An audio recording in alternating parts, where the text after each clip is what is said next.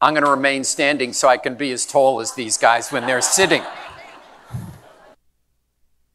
Wow, what a night. Have Henry Kissinger and then Yao Ming and Tracy McGrady. It's as good as it gets. What a pleasure to be able to share the stage with two NBA All-Stars, 7 times for you and 8 times for you, Yao? Is that right? You lost track. It was... If I named all the awards that these guys won, we wouldn't have time for this discussion. This summer, I visited the Olympic Museum in Switzerland, and they had a quote from Jesse Owens, the famous American athlete who won 4 gold medals in track in the 1936 Olympics. He said, "Friendship born on the field of athletic strife are the real gold of competition. Awards become corroded. Friends gather no dust." The two of you come from entirely different backgrounds. Yet your friendship represents exactly what Jesse Owens was talking about. Can you talk about how your friendship developed? Oh, we were teammates. Is my mic on? Mike, one sec. You can hear me? Okay. Oh, sorry about that. So I had my 4 years in Orlando, and after that 4 years, it was a very frustrating season. And I was looking to, at that time, basketball in the NBA was about a wing player and a big man. And at that time, you had the Shaq and Kobe, you had Tony Parker and Tim Duncan. And then you had this guy right here to my left, who was young, trying to find his way in the league, but you saw the potential. And for me, I figured if, I could go team up with him, maybe we can, do something special in the NBA as being teammates. And from the first day, what can I say? I've already had relationships with China by going since it was 1998, it was my first time. And every year I just kept going. So was familiar with the culture. And when we became teammates, it was really just colliding those culture differences together. And, basketball for us is, we're very passionate about it. And it brought us together on the court and also off the court. But I realized how big this really was between us two when we were a part of the first Asian Games in 2005. And that was a joy to be a part of. From your perspective, yeah. Actually, that's 2004. Okay, all right. I'm off. Well, for me, I remember a movie. That actually reminds me of a movie. You remember that movie talk about legendary baseball guy, Jackie Robinson? Yeah. 42. Mm-hmm. Mm-hmm. And after I watched that movie, I think it's like a culture shock mm-hmm. in there. Obviously, for me as a Chinese player who joined the NBA, I don't want to say that, but especially in Texas, I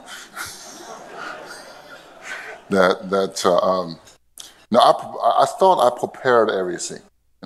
Before I came to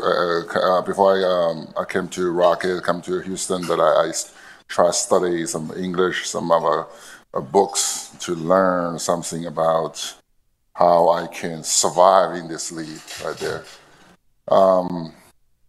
But suddenly, when you're running into a bunch of a teammate like this, especially like T-Mac, that you're still you're never preparing enough.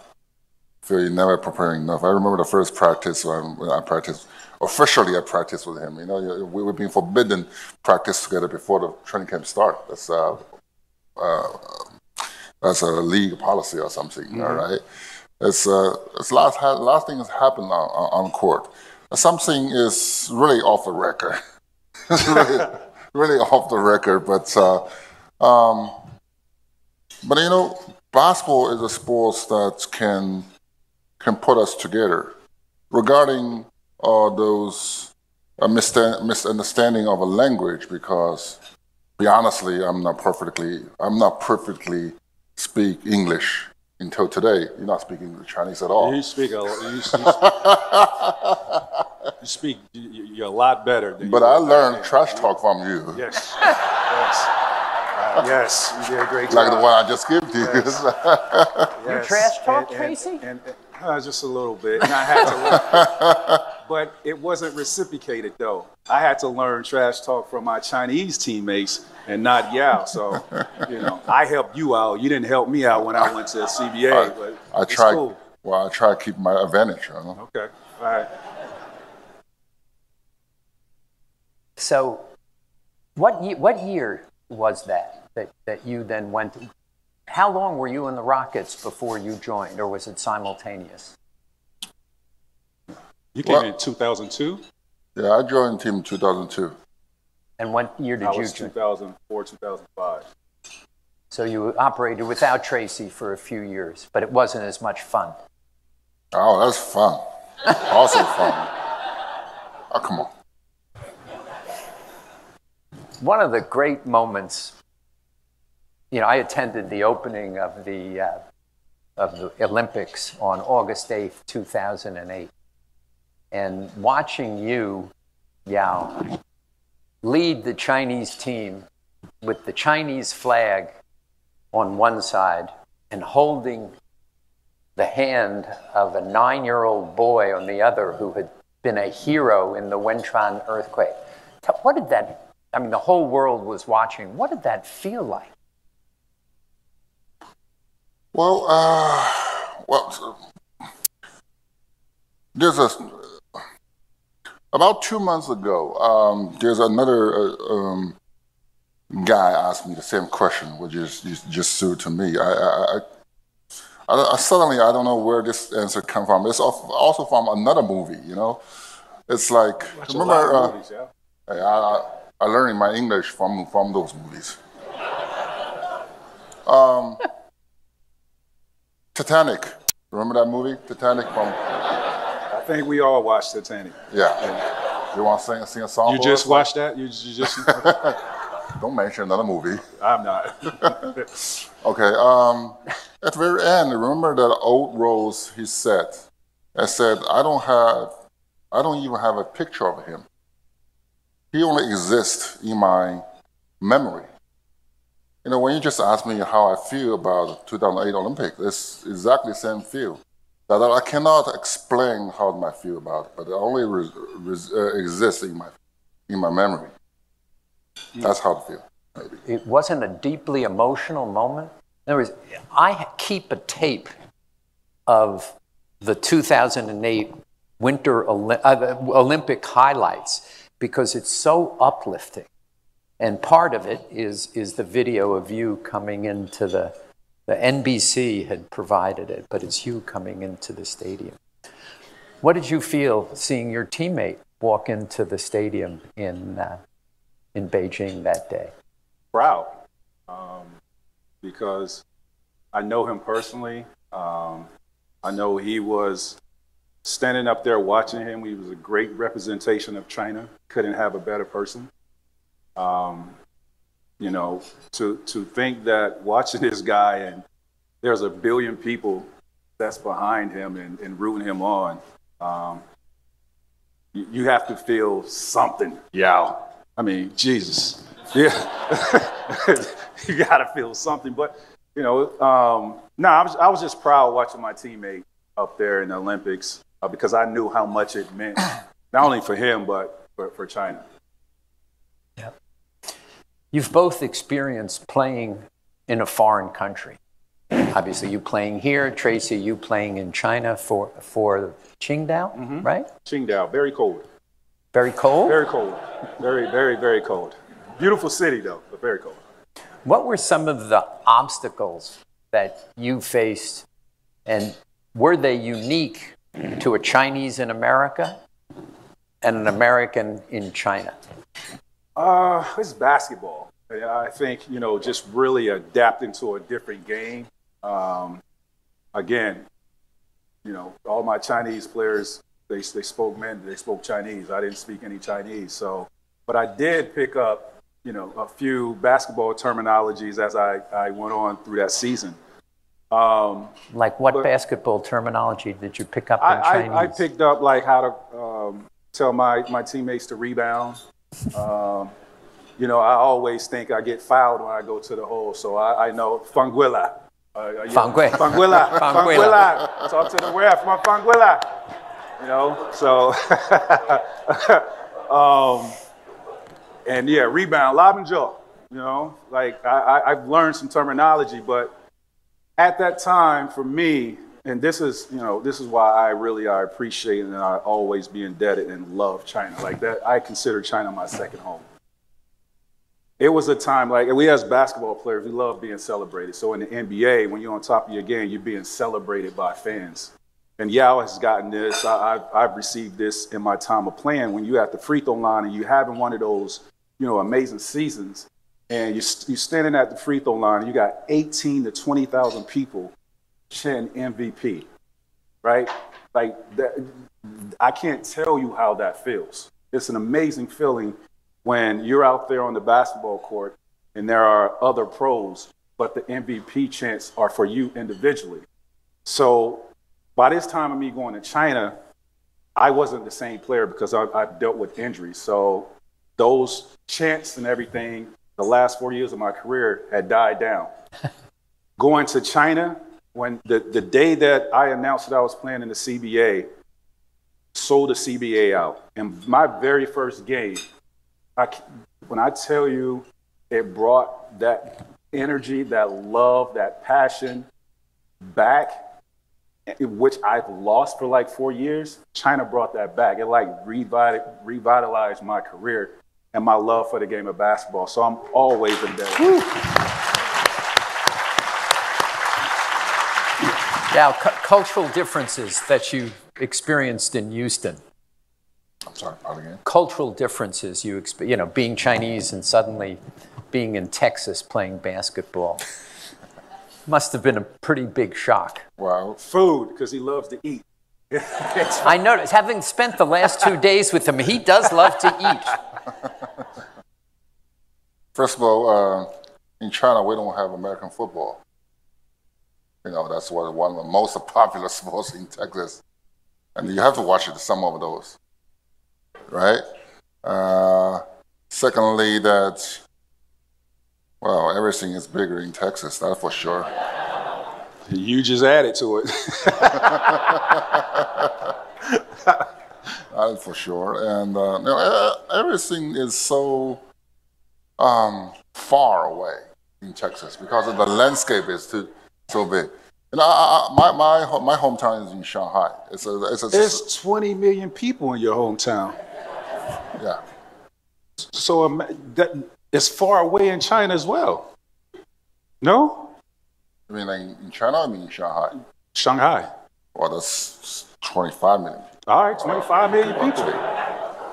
And I'm not. It's almost like you living in the city, like in Houston. That when I heard a neighborhood, how far is it? I said, no, not far. Like 45 minutes drive. Okay, that's not far. So how far is far? You got a point.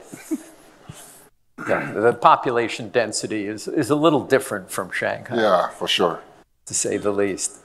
Did playing basketball kind of help you, Tracy, adjust to kind of life in China?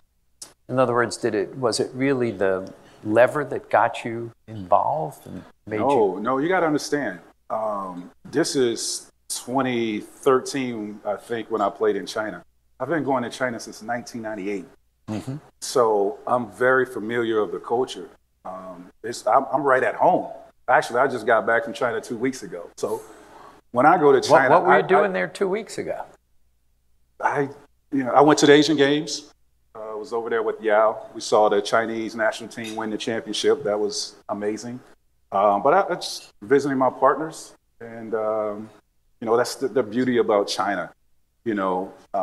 Not being celebrated in the NBA for so many years, and you kind of lose your mojo and your deals go away. Not with China. Like that really doesn't matter. It's, you know, who you are as a player, who you are as a person is really what matters. And I've established some, you know, long life partnerships and friendships since I've been going. Yeah. Wow. You my friend? You have lifetime partnerships here? Yeah. Do you have lifetime, like Tracy has with Chinese, do you have them with Americans? Well, besides Tracy, I have a lot of friends, still have a lot of friends here. I have some friends still living in Houston. And my daughter is born in Houston. It's hard to say about the campaign. How tall is she? Huh? How tall is your daughter? I mean, your mother, I know, was it's quite tall. 185 centimeters. I'm not sure how much inches. 185? 1 meter 85? You know what's funny? I actually go to China, more to China than he comes to the States. You don't love us no more, y'all? No, I'm joking. You haven't been here in 4 years, right? Yeah. Got to get these, you know, he's the head of Chinese basketball. When you're in China, are you recognized on the street? Y'all want to answer that for Steve? Are you? Yes, Yeah. yes, I am. I've built up a pretty big following in China. Having spent the last 2 days with Yao, he is recognized on the street here. Yao is recognized anywhere. It's remarkable. I mean, there are not many folks with the level of recognition that you have. No, and a great human being at that, though. We got some young people in the audience who want to have international basketball careers. What would you tell them? What would you tell both Chinese and Americans who are interested in basketball? What should they want to be stars? What should they do? Well, I grew up in a town in Central Florida of 10,000 people. And, you know, my surroundings of where I grew up in a drug-infested neighborhood. And never in a million years would I have thought that I will have the opportunity to have business in China, yet alone be friends with somebody like Yao, as monumental and, you know, inspiring as he is. But now I've always been a curious kid, you know. When things happen in my neighborhood and I get wind of it, I'm the first one to run out of the house to see what's going on. Just that curiosity. But I think for those kids is just have the curiosity of wanting to learn. I mean, that's how you learn. That's the growth, and getting to know, you know, different cultures, food, you know, how they prepare for the game of basketball, what we love dearly. So for me, it's just, you know, have that curiosity, and you know, I'm a prime example of that. China really has changed my life, changed my family's life, with the extended version of, you know, the business opportunities. So I would never, you know, waver from that. I always have that curiosity. I'm wanting to learn and learn more. Yeah, what do you want to tell young people? I agree with Matt said, curiosity. People will say play basketball is for fun, and you have to love the basketball to play better. But, you know, the basketball will bring you to a life trip that it's full of interesting story. That you have to be curiosity about what you're going to meet in next steps, and don't be afraid to take the next steps. Always take the next one and next one and next one. For that, you will meet your next teammate or opponent. You are going to the next level that you may getting better. You may go into next country, to foreigner, whether European or Asia and China or whatever. The curiosity will keep you going. Yeah. Is there another Yao Ming out there among the 1.4 billion Chinese? Are we going to see another Yao Ming, the person who brought really basketball to China, the NBA to China, who really had this remarkable impact? Is there one in the junior leagues, so to speak? We have a lot of talented kids. We have a lot of talented kids, but we just need to put more attention, more patience on them, and also pay more attention on them to scout them, to help them to develop their talent into. I think the sky's the limit. Here's a question which I don't think you've been asked before. How can sports help rebuild U.S.-China relations, which is what we've been talking about how with the government relationship, the government-to-government relationship so deeply challenged, we've been talking about people-to-people relationships, rebuilding U.S.-China relations kind of from the bottom up. So my question for both of you is, how can sports help do that? I think when countries come together, build that bridge of playing together. Playing together brings engagement. Engagement brings connections, and those connections can lead to partnerships, friendships, and it's all about playing together. And I think,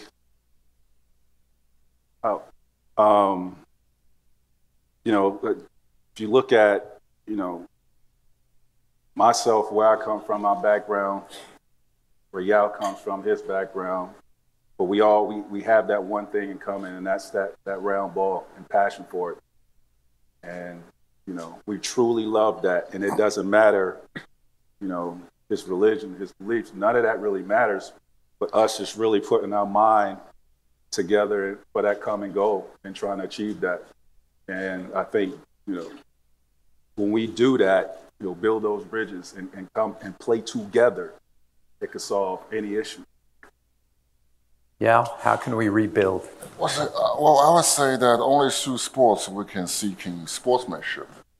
Sportsmanship is like, when we recognize that we are opponents on the basketball court or any sports field, but sometimes I don't know if Mac, you agree with me. Sometimes we know a lot of best friends from doing our competition because we respect each other. I don't fraternize. I don't fraternize. It could be my cousin. If we about to play, I don't fraternize. But go ahead. Okay. So that when you play in your best level, you wish you have a opponent on the court that can match against you, that can push yourself into your limit. And only through your best opponent you can find the best for yourself. And that is, I think, when the game is over, the result come, we still respect each other. Which is kind of what you could say about U.S.-China relations going forward. That we have to maintain that respect. We have to have rules of the road. Yeah. It should be great. Yeah. I want to thank the both of you. Now, why this bull suddenly showed up was I would shoot it for the first time in 50 years now.